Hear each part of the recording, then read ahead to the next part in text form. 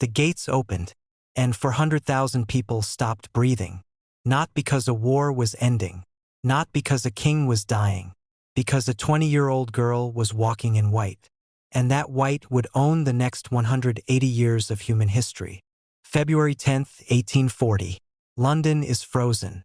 Coal smoke sits in the air like fog. Inside St. James's Palace, Queen Victoria is shaking. She is not shaking because of politics. She is shaking because she is in love.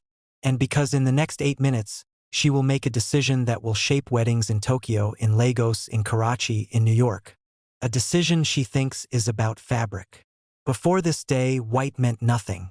Let that sink in. For 2,000 years, brides did not wear white. In ancient Rome, they wore red for luck. In medieval Europe, they wore blue for the Virgin Mary. In 1700s France, rich brides wore gold and silver. In 1800s villages, a bride wore her best dress. Brown, green, whatever she had. Marriage was about land, about children, about survival. No one had time to invent a color code. White was actually a bad idea. White showed dirt.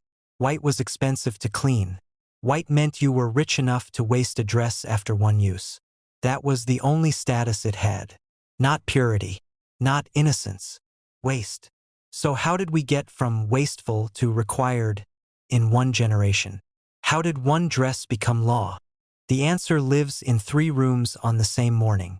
A bedroom in Buckingham Palace, a lace workshop in Devon, and a printing press on Fleet Street.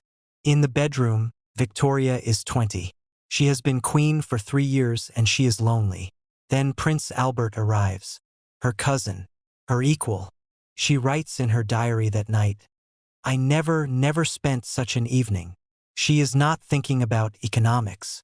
She is thinking about his hands. She chooses white satin because it is simple. She chooses Huntington lace because it is British. She chooses it because a new technology called the daguerreotype will photograph white better than any color. She wants to look beautiful for her husband. That is all. In the workshop in Huntington, 12,000 women are working by candlelight. Their fingers are raw. For 50 years, they made the finest lace in the world by hand. Then France invented machines. French lace is half the price. By 1839, the orders have stopped. Women are selling furniture to buy bread. Petitions are going to Parliament. We are starving. The British Empire has a crisis. How do you make people buy expensive British goods when cheaper ones exist? In the printing press, the Illustrated London News was launched 2 years earlier. For the first time in history, an image of the royal family can be engraved, printed, and shipped to Canada, Australia, India in 4 weeks. The editors understand something we now call virality. If the Queen wears it, the empire will copy it. If the empire copies it, the factories survive. None of these 3 rooms are talking, but history is about to stitch them together. Victoria steps into the carriage. The dress is white silk. The veil is Huntington lace. The newspapers don't write about her vows. They write about the fabric. The Queen's gown was of rich white satin, trimmed with a very deep flounce of Huntington lace. That sentence is reprinted in 200 papers. The sketch is copied in Paris, in Boston, in Calcutta. Within 30 days, lace orders triple. Within 6 months, factories that were closing get new contracts. Within a year, London dressmakers are advertising as worn by Her Majesty. And then something no economist predicted happens. People cry. 1840 is ugly. Factories are dark. Children work in mines. Cholera is in the streets. And here is this young queen in love, wearing light. Feels like hope. Feels like a new world. So the public does what humans always do. They invent meaning to explain why they feel something. By 1850, women's magazines declare white means purity. By 1870, etiquette books say a respectable bride must wear white. By 1900, preachers say white means innocence. None of this was said on February 10th. We wrote the rules backwards. We needed the dress to mean something sacred, so we made it sacred. Now follow the dress, because this is where it becomes insane. 1854, the Crimean War. British soldiers see white wedding photos sent from home. They write letters. When I come back, we'll do it properly. In white. 1868. Japan opens to the West. The Meiji aristocracy wants to look modern. They copy Western white weddings. Within 50 years, white becomes progress in Tokyo. 1918. World War I ends. 10 million men are dead. Women who waited 4 years want a symbol of new beginnings. White explodes. Bridal magazines are born because of this demand. 1947. Christian Dior launches the new look. Nipped waists, full skirts, white. Hollywood copies it in 6 months. Movie brides are all in white. Girls grow up seeing it 20 times before they turn 18. 1956. Grace Kelly marries Prince Rainier. 30 million Americans watch on live TV. The next year, department stores report a 40% jump in white dress sales. That is one TV broadcast. 1981. Princess Diana. 750 million people watch. Her 25-foot train becomes the blueprint. For 10 years, if your dress didn't have a train, it wasn't bridal. 2011. Kate Middleton. The Alexander McQueen lace crashes 3 retail websites. Replicas sell out in 24 hours. For $5,000, you can buy the Kate. 2026. TikTok, Pinterest, Instagram. Every bride is a content creator. And the uniform is still the same. White, long lace. Let's talk about the money, because this is a documentary and we don't look away. The global wedding industry today is $300 billion. Dresses alone are $40 billion. Photography, venues, flowers, honeymoons. The entire economy traces back to one image from 1840. It is the longest-running advertisement in human history. It has never stopped running. And it cost no one a penny to start. Now we have to talk about Victoria, because we owe her the truth. Her marriage was real. Their letters are devastating. My dearest Albert, I live only for you. They governed an empire together. They had 9 children. When Albert died at 42, Victoria fell apart. She wore black for 40 years. She banned color from her court. She never wore white again. The woman who gave the world the color of joy spent her life in mourning. She never saw the industry. She never saw the pressure. She just wanted to marry her best friend and be left alone in Balmoral. That is the tragedy. A private moment became public law. Let's do the research and kill the myths, because that is what a documentary does. Myth 1. White means purity. Research says no. The association was invented in the 1880s by Godey's Ladies' Book, a fashion magazine, to sell more patterns. Before Victoria, purity had no color. Myth 2. It's an ancient tradition. False. 1840 is not ancient. Cleopatra died 2,000 years before the white wedding dress. If Cleopatra time traveled to 1840, she would think white is weird.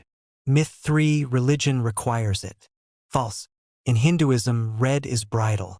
In Chinese culture, red is luck. In many African cultures, white and gold. The Western white dress spread because of empire and media, not because of God. So why does it still work in 2026? Why do girls in 7 continents still want it? Anthropology, humans need rituals. Rituals need uniforms. White became the uniform for I choose you in front of everyone. Psychology, social proof. If the most powerful woman did it, it must be correct. Our brains are wired for this. Marketing, aspiration. You can't be the queen, but you can wear what the queen wore. That is a 180-year-old funnel. Technology, white photographs. White looks good on every skin tone in photos. White is easy to replicate at scale. The dress was designed for the first mass media age, and it still works in the last one. It's not magic. It's engineering. And here is the emotional part we have to sit with. Every bride who saves for 6 months for a dress she wears 4 hours is repeating an economic decision. Every bride who feels anxiety about not doing it right is repeating a PR campaign. Every bride who cries when she zips it up is feeling real love. inside a costume that was originally designed to save jobs in Devon. That doesn't make the love fake. It makes the love human. We take practical things and turn them into sacred things because we need meaning to survive. Let's go deeper into the factories because this is Google research and we don't skip the workers. The women in Huntington were paid by the yard. 3 pence per yard. A skilled lacemaker could make 1 yard in a day. After Victoria's wedding, they were making 10 yards a day and still couldn't keep up. The price of lace tripled. For 10 years, those women fed their children because of one dress. That is the part we never talk about. The dress didn't just create desire. It created wages. And the newspapers, they weren't neutral. They were paid by advertisers. Advertisers sold lace. Advertisers sold silk. The more they described the dress, the more they sold. This was native advertising in 1840. And the photographers. The daguerreotype was new. White reflected light better. Dark colors looked black in early photos. White was a technical choice that became an aesthetic rule. Everything was practical.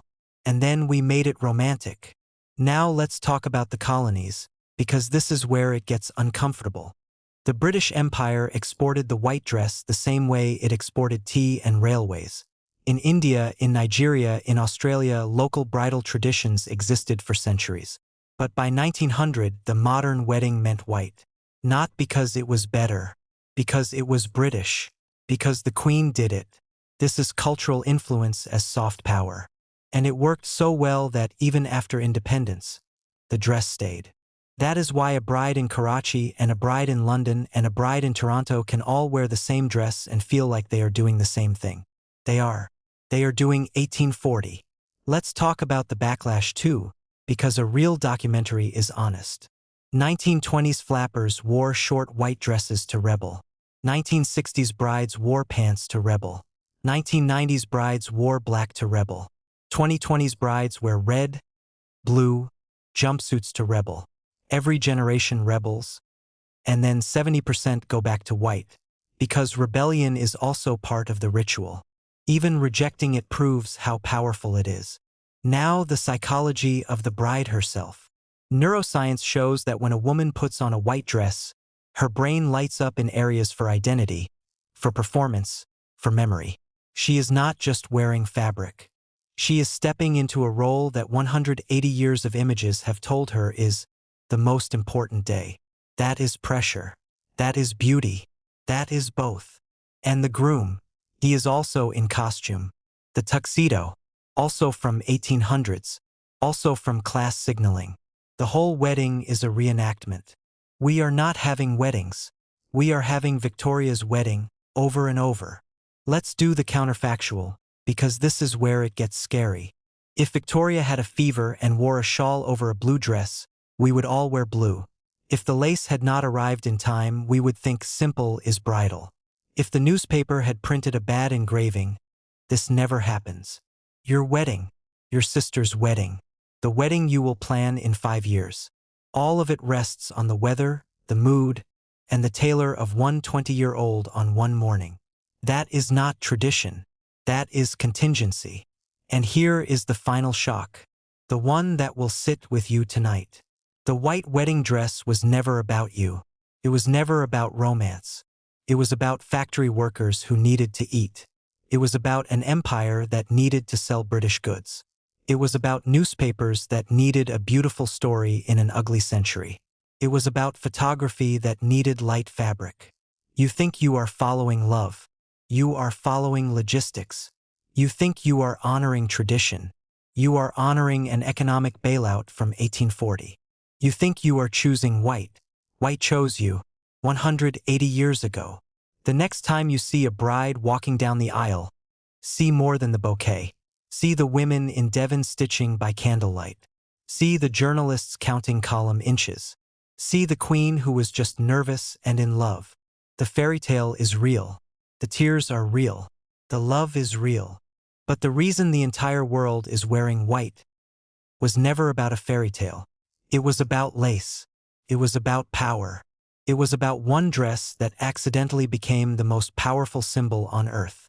And we are still wearing it. Right now. Today.